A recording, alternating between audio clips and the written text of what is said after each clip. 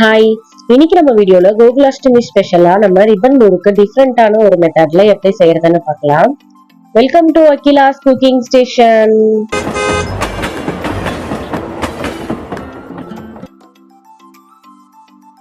Ribbon முறுக்குக்கு நம்ம எப்பவுமே அரிசி மாவு கடலை மாவு வச்சுதான் செய்வோம். இன்னைக்கு கடலை மாவுக்கு பதில் நம்ம 3 வகையான பருப்பை வறுத்து அது கூட அரிசியை பொடி பண்ணி பண்ண போறோம். கடலை பருப்பு, உளுத்தம் பருப்பு, பைத்தம் பருப்பு, இது 3 ஈச் 100 கிராம் எடுத்துக்கோங்க.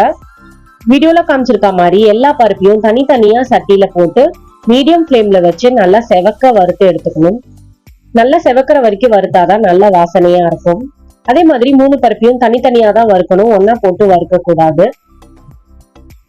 இந்த மாதிரி 3 பருப்பையும் தனித்தனியா வறுத்து தனியா எடுத்து ஆற வச்சுக்கோங்க. நல்லா ஆறினதுக்கு அப்புறமா அது கூட 1 கிலோ பச்சரிசி போட்டுக்கோங்க. போட்டு மிஷின்ல கொடுத்து அதை நல்லா நைஸா அரைச்சி வாங்கிட்டு வந்துக்கோங்க. அந்த மாதிரி நான் வாங்கிட்டு வந்து வச்சிருக்கேன். இப்போ இந்த மாவை வச்சு நம்ம முறுக்கு எப்படி செய்யறதுன்னு பார்க்கலாம். இப்போ இந்த மாவுல நம்ம ஒரு குட்டி டம்ளர்ல 5 டம்ளர் மாவு எடுத்துக்கலாம்.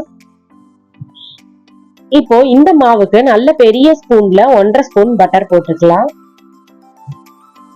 அப்புறம் இந்த மாவுக்கு தேவையான உப்பு, கொஞ்சமா பெருங்காயம், நான் ஒரு 1/2 ஸ்பூன் ரெட் சில்லி பவுடர் போட்டிருக்கேன். நீங்க உங்க காரத்துக்கு ஏத்த மாதிரி அட்ஜஸ்ட் பண்ணி போட்டுக்கோங்க. போட்டுட்டு ஃபர்ஸ்ட் பட்டர் மாவோட நல்லா கலக்கிற மாதிரி ஃபர்ஸ்ட் நல்லா கலந்துக்கணும். தண்ணி விடக்கூடாது. ஃபர்ஸ்ட் மாவு மட்டும் பட்டரோட நல்லா கலந்துட்டு அதுக்கப்புறமா கொஞ்சம் கொஞ்சமா தண்ணி விட்டு பிசைஞ்சுக்கோங்க.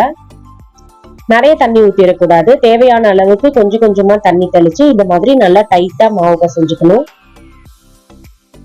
பாருங்க, இதான் மாவோட கன்சிஸ்டன்சி. இந்த அளவுக்கு மாவு கெட்டியா இருக்கணும். இப்போ நம்ம நாழியில எண்ணெய் தடவி ரெடி பண்ணிக்கலாம். ரிப்பன் அச்சு எடுத்து அதுல போட்டு பிக்ஸ் பண்ணிட்டு உள்ளுக்குள்ளேயும் எண்ணெய் தடவிக்கலாம். அதே மாதிரி அவுட்டர்ல அந்த சைடு அதுலயும் எண்ணெய் தடவிக்கலாம். அப்பதான் ஒட்டாம வரும். கடாயில எண்ணெய் வச்சு சூடு பண்ணிட்டு நம்ம ரிப்பன் புழிஞ்சு விட்டுறலாம். இந்த மாதிரி பருப்பை வறுத்து செய்யும் போது நல்ல வாசனையாவும் இருக்கும், கரகரப்பு நல்லா இருக்கும். பட்டரும் கொஞ்சம் கம்மியா தான் தேவைப்படும். சோ இந்த மாதிரி ட்ரை பண்ணி பாருங்க. எப்பவுமே கடலை மாவு போட்டு செய்யாம இந்த மாதிரி ஒரு வாட்டி ட்ரை பண்ணி பாருங்க. ஒரு சைடு நல்லா வெந்துருச்சு. திருப்பி போட்டதுக்கு அப்புறம் ஓசை அடங்கினவுடனே எடுத்துட வேண்டிதான். அவ்வளவுதான், நம்ம ரிப்பன் முறுக்கு ரெடி ஆயிடுச்சு. கடலை மாவு போட்டு செய்யும் போது வேகிற டைமும் கொஞ்சம் நிறைய எடுக்கும். ஆனா இந்த மாதிரி பருப்பு வறுத்து செய்யும் போது முறுக்கு சட்டுன்னு வெந்துடும். நம்ம டக்கு டக்குன்னு நிறைய செஞ்சிடலாம். அவ்வளவுதான், முறுக்கு ரெடி ஆயிடுச்சு. பாருங்க எவ்வளவு மொறுமொறுப்பா சூப்பரா வந்திருக்கு. இந்த மெத்தட்ல ட்ரை பண்ணி பார்த்துட்டு எப்படி இருந்துச்சுன்னு சொல்லுங்க. வீடியோ பிடிச்சிருந்தா மறக்காம லைக் பண்ணி சப்ஸ்கிரைப் பண்ணிக்கோங்க.